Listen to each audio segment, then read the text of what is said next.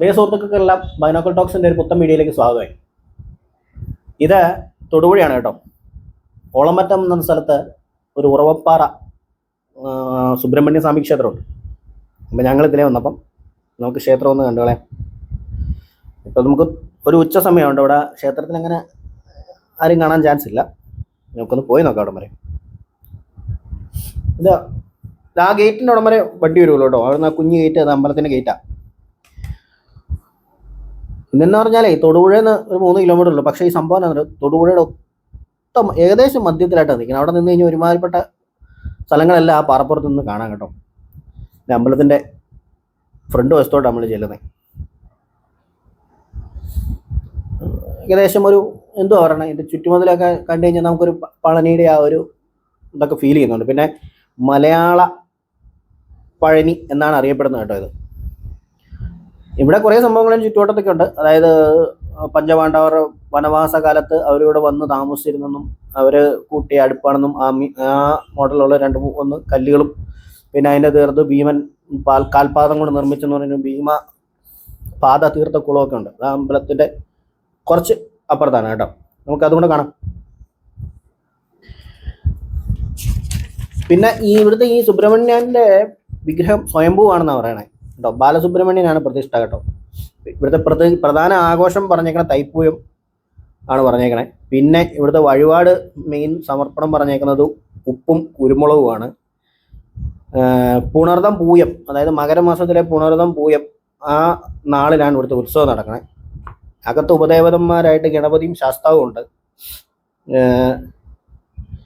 അത്രയൊക്കെ ഉള്ളൂ ക്ഷേത്രത്തിൻ്റെ അകത്ത്. പിന്നെ ബാക്കി നമുക്കറിയില്ല കേട്ടോ. കുറച്ച് സംഭവങ്ങൾ എന്ന് പറഞ്ഞാൽ ക്ഷേത്രം അടച്ചിട്ടേക്കും, നമുക്ക് അവിടെ ചോദിക്കാനും ആരുമില്ല. നമ്മൾ ഏകദേശം ഒരു ഉച്ച സമയത്താണ് വന്നേക്കുന്നത്. ഇത് ഈ പാറപ്പുറത്ത് ചുറ്റും നടന്ന് കാണാനൊക്കെ നമുക്ക് നല്ല ഭംഗിയുണ്ട്. അതായത് സ്റ്റേജ് പോലെയാണ് ഇരിക്കുന്നത് പാറ. ഇവർക്ക് എന്തെങ്കിലും പരിപാടി ഉണ്ടെങ്കിൽ മേൽവശം മറക്കാൻ എന്തെങ്കിലും ചെയ്താൽ മതിയായിരിക്കും കേട്ടോ. അതിൻ്റെ താഴെ സ്റ്റേജ് കെട്ടിയ പോലെ തറ പോലെ ആ പാറയുടെ അത്രയും ഭാഗം ഇരിക്കണേ. അതും പാറപ്പുറത്ത് തന്നെയാണ്. ഇവിടെ നിലവിൽ ഇവിടുത്തെ പൂജാക്രമങ്ങളൊക്കെ അവിടെ എഴുതി വെച്ചേക്കെന്ന് വെച്ച് നോക്കിയിട്ട് എനിക്ക് തോന്നുന്നു രാവിലെ മാത്രമേ പൂജയുള്ളെന്നാണ് തോന്നുന്നത്. പിന്നെ വൃശ്ചികമാസത്തിൽ 41 ദിവസം, നമ്മുടെ മണ്ഡലകാലത്തിൽ 41 ദിവസം വൈകിട്ട് ദീപാരാധനയുണ്ട് അവിടെ എഴുതി വെച്ചിട്ടുണ്ട്. പിന്നെ രാവിലെ 6 മണി തൊട്ട് 10 മണി വരെയാണെന്ന് തോന്നുന്നു. ഞായറാഴ്ച ദിവസങ്ങളിൽ പിന്നെ വിശേഷ ദിവസങ്ങളൊക്കെ ഇച്ചിരി സമയം നീണ്ടും തോന്നും.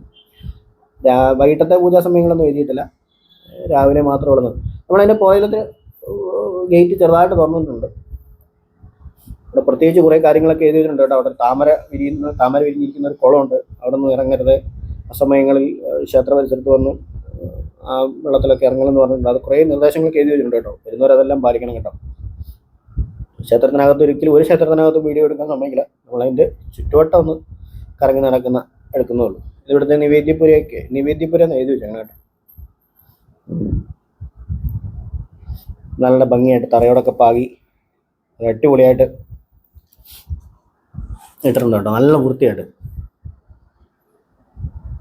ഉറവപ്പാറ ശ്രീ സുബ്രഹ്മണ്യ സ്വാമി ക്ഷേത്രം. ഇതാ ക്ഷേത്രത്തിന് ഫ്രണ്ട് വശം കേട്ടോ.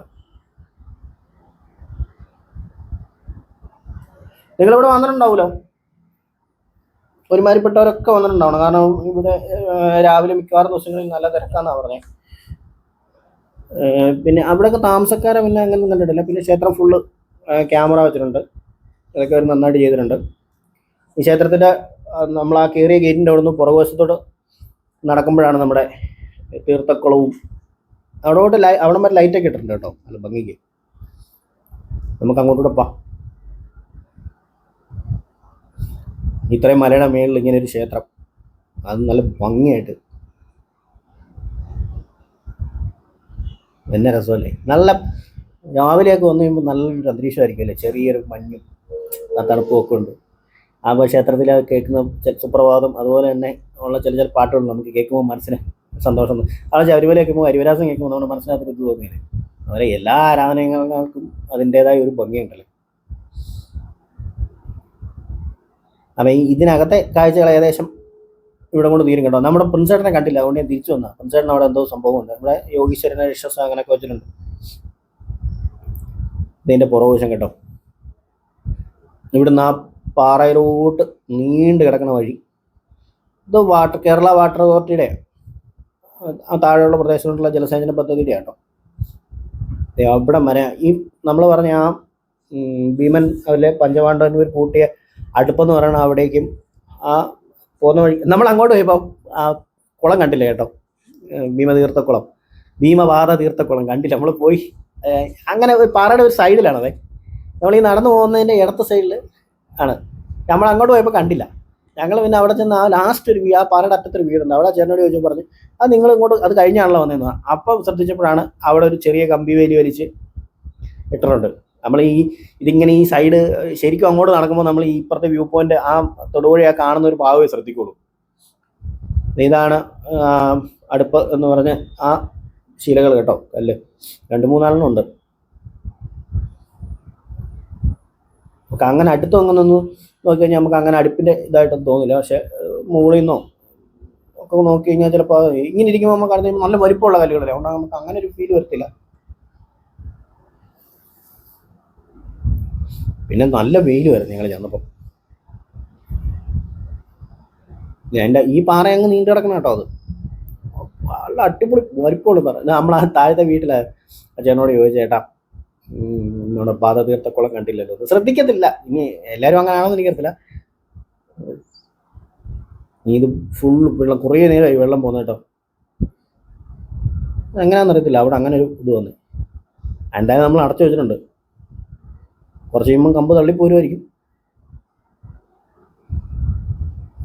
ഈ വേനല്ലേ ഇത്രയും വെള്ളം നഷ്ടപ്പെടുക എന്ന് വെച്ചാൽ വെറുതെ പോയിക്കൊണ്ടിരിക്കുമല്ലേ. ഒരു എന്തെങ്കിലും ഒരു സാധനം വെച്ച് ഇരുമ്പിൻ്റെ പൈപ്പാ, അങ്ങനെ അടയ്ക്കാൻ പറ്റുന്നതല്ല, പിന്നെ വെൽഡ് ചെയ്തുമല്ലോ അടയ്ക്കണമായിരിക്കും. ഇതാണ് സംഭവം കേട്ടോ. ഇതാ അവിടെ ഒരു ബോർഡ് വെച്ചിട്ടുണ്ട്. പക്ഷെ അവിടെ എന്ന് വെച്ചാൽ കുറച്ച് പൂവും കാര്യങ്ങളൊക്കെ ഇട്ട് ഇത്തിരി മനോഹരമായിട്ടാണ് വെച്ചേക്കണേ. ഇത് അങ്ങനെ പെട്ടെന്ന് ശ്രദ്ധിക്കത്തൂല. ഇതിപ്പോൾ ഇതിങ്ങനെ കാണുന്ന കേട്ടോ. ഇത് കാലിൻ്റെ ഷേപ്പ് കാലുകൊണ്ട് നിർമ്മിച്ചാണെന്നാണ് പറയുന്നത് എന്നാണ് ഐതിഹ്യം. അതിന് ചുറ്റും ഇതുപോലെ കമ്പിയൊക്കെ അടിച്ച് ഒരു വലയൊക്കെ ഇട്ടിട്ടുണ്ട്. അപ്പോൾ ഏകദേശം ഇതൊക്കെ ഉള്ളൂ കേട്ടോ. ഇത്രയൊക്കെ നമുക്ക് കാണിച്ചു തരാനും ഉള്ളൂ. പിന്നെ ക്ഷേത്രം തുറന്നിരിക്കുന്ന സമയത്ത് വന്ന് തൊഴുത് പോവാം. അപ്പോൾ ഒരു പുതിയ വീഡിയോ ആയിട്ട് വീണ്ടും വരാം കേട്ടോ. Okay, by.